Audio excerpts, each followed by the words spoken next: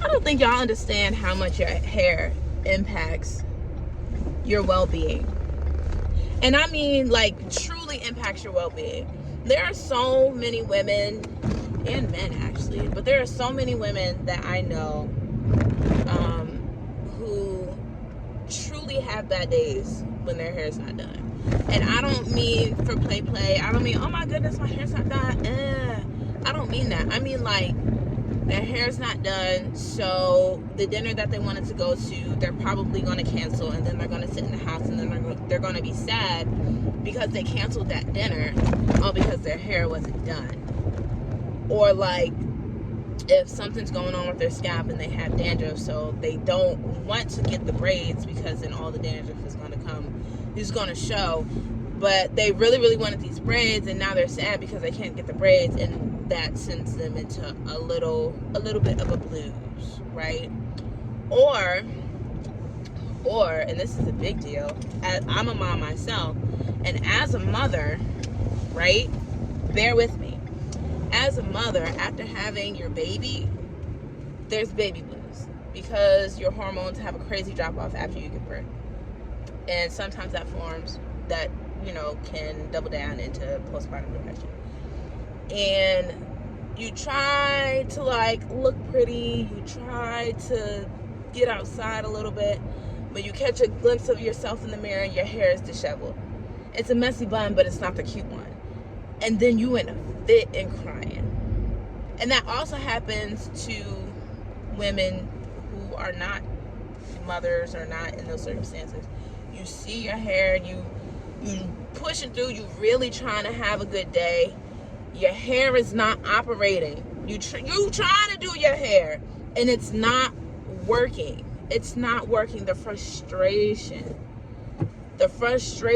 impacts our bodies and our minds so much. And I know I just chuckled a little bit, and it's because it's amazing how much power our hair holds in our lives.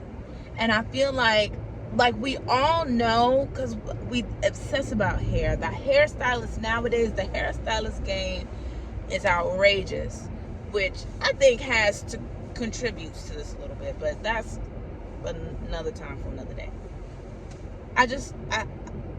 When I think about what our hair can do to us, the way that it can make or break a day, the way that it can make or break really a week, depending on the circumstances of your hair, the way that it can make or break your mood is insane.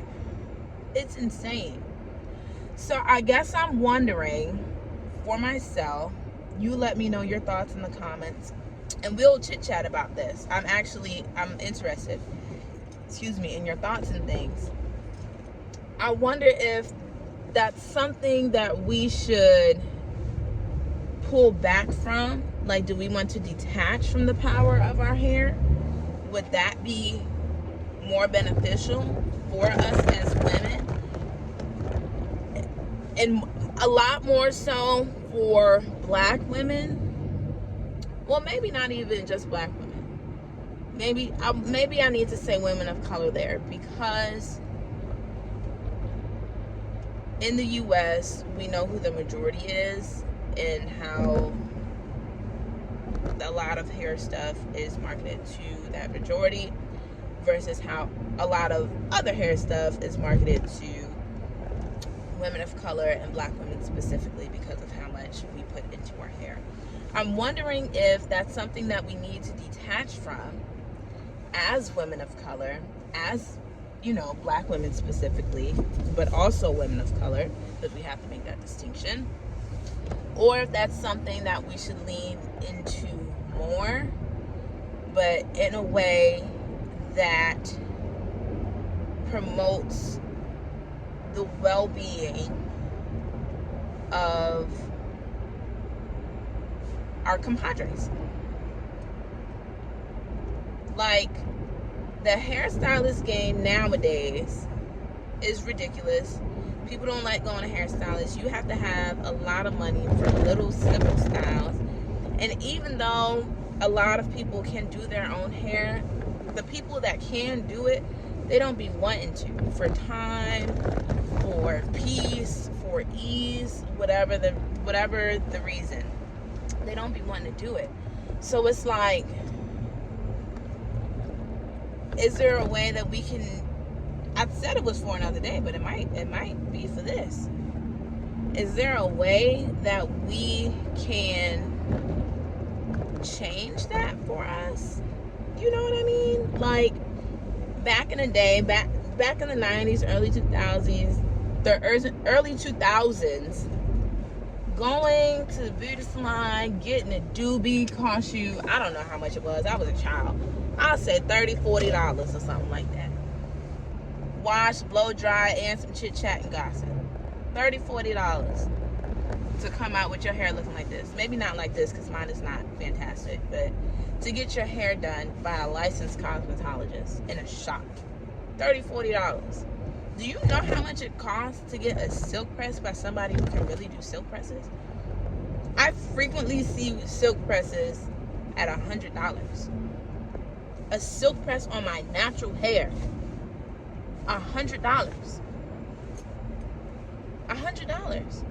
The lowest I've seen for a silk press, I think, is maybe $70. And it's at like a shop where the stylists are new as all get out.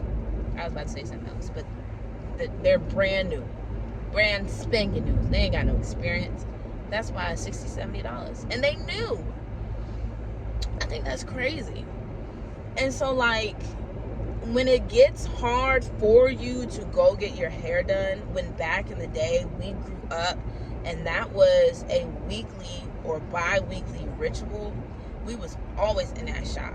We was always in that shop on a Saturday morning. We were always in that shop on a Saturday morning, and you could not say nothing to nobody. We knew what time it was when we went in there. We knew what the vibes were, and everybody always left with their hair looking good, feeling full, because they got to talk and chit chat with their girls, with their friends, with their aunties in the neighborhood. Like, everybody left feeling full. Everybody left feeling cared for. You know what I'm saying? And we were so much healthier. It was so much more community. And now it's not like that. Now our hair is such a pain point. Such a pain point as women. It's like, really, it can really be detrimental, especially if your hair is difficult to manage. Like, I know over the last 15 years, or 10, 15, probably about 10 years, there has been a wave of women going natural, this natural hair movement. A wave. You understand me? Boy, if you don't go, it's been a wave of a natural hair movement for women who have been, going natural, transitioning, doing big chops and stuff like that. And, like, the way that so many people want to be natural but don't want to manage their own hair because it's so thick, because it's so coarse, because it's not responding, because they don't know how to train it. But now, at this day and age, getting their hair done is so difficult, and so many women are in a depression behind that, because they want their hair to be healthy, they want their bodies to be healthy, but getting your hair done is now difficult or expensive as crap. And now